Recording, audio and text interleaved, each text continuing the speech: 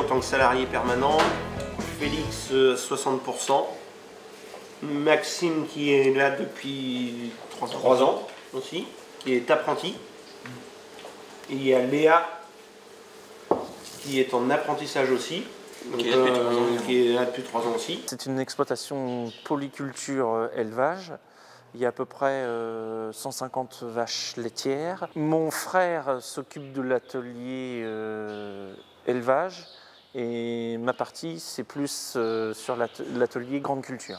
La main-d'œuvre qui est sur l'exploitation s'articule beaucoup autour de l'atelier laitier, ce qui nous permet également, nous, associés, d'avoir le plus de souplesse. On va beaucoup moins vite que lui parce que lui il a l'habitude. Voilà, ça c'est sûr. C'est sûr. Le week-end, il me fait je vous dis ouais.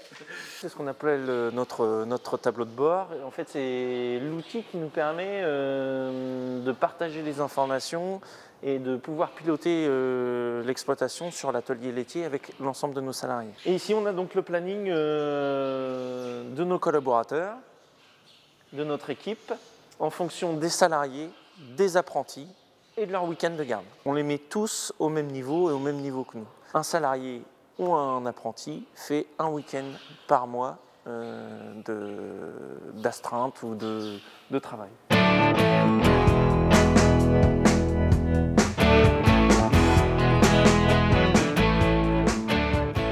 La ferme donc, de mon père. Il y avait globalement une trentaine d'animaux et une centaine d'hectares. Mon frère s'est installé en 2010 et moi, aussitôt derrière, je me suis installé en 2011. Au moment de mon installation, où il y a eu un apport, il y a eu quasiment 800 000 litres de lait apportés en une seule fois. Et donc là, on a dû réorganiser tous les bâtiments, faire de nouvelles constructions et il nous fallait des relais parce qu'on n'arrivait plus à faire correctement notre travail. Ça a commencé par une embauche, puis un stagiaire et on a constitué notre organisation au fur et à mesure des opportunités de gens qui arrivaient sur notre exploitation. Et lorsque l'on a vu que ces personnes correspondaient à nos valeurs de travail et surtout nos valeurs humaines, on a réussi à constituer une équipe, un cocon de travail qu'aujourd'hui on veut absolument préserver.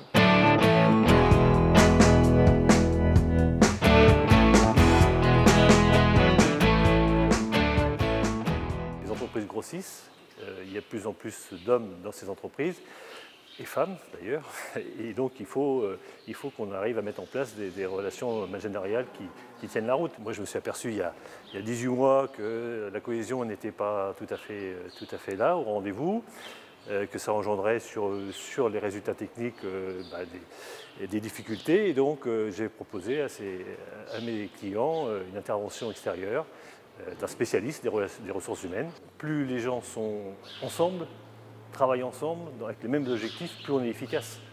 Et donc ça, dans une très bonne ambiance, c'est encore mieux. Et avec une rémunération à la clé qui tient la route, il n'y a pas de raison que l'entreprise ne soit pas pérenne. Aujourd'hui, les résultats à la fois technico-économiques sont au rendez-vous. Et puis également l'ambiance. Enfin, vous l'avez vu tout à l'heure à table, il y a une ambiance dans l'équipe extraordinaire. Ouais. Non, pas tout de suite. Cette charte est en train d'émerger pour pouvoir dire, voilà, vous rentrez chez nous, nous on adhère à ces valeurs. Il ne faut pas non plus mettre 40 points, il faut mettre 6-7 points cruciaux, mais qui soient les piliers de cette charte. C'est des valeurs humaines, de respect, de solidarité et de cohésion dans l'équipe. Bon, t'as pas les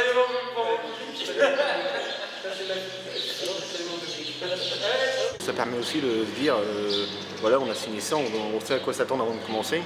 Donc on doit être comme ça dans la conduite du travail. Après, si jamais on ne se sent pas capable, c'est au moment du contrat, ils sont de refuser au lieu de gâcher une ambiance, d'être dans de mauvaises conditions de travail. J'ai des copains qui sont dans de très bonnes entreprises où il y a de la cohésion de groupe, où il y a de la solidarité.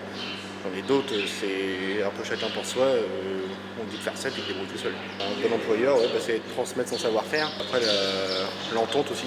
Pour un bon employeur, c'est l'entente. Je pense que du moment où tu t'entends bien avec ton patron et que tu arrives à échanger, même dans des circonstances où ça va pas ou quoi que ce soit, et puis que tu peux en parler avec lui ou quoi que ce soit, je pense que là, c'est déjà un point fort.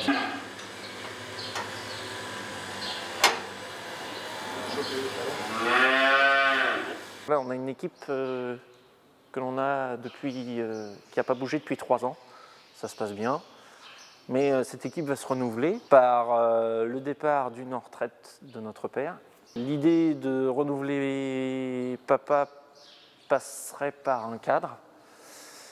Donc cette personne qui serait là un peu pour chapeauter l'ensemble des collaborateurs. Il ne faut pas se tromper sur cette personne. Donc la première chose quand cette personne dans la phase de recrutement, c'est de lui montrer notre charte. Nous, c'est ça et on veut ça. Donc par le management que vous avez apporté, c'est ça que l'on veut que vous mettiez en avant.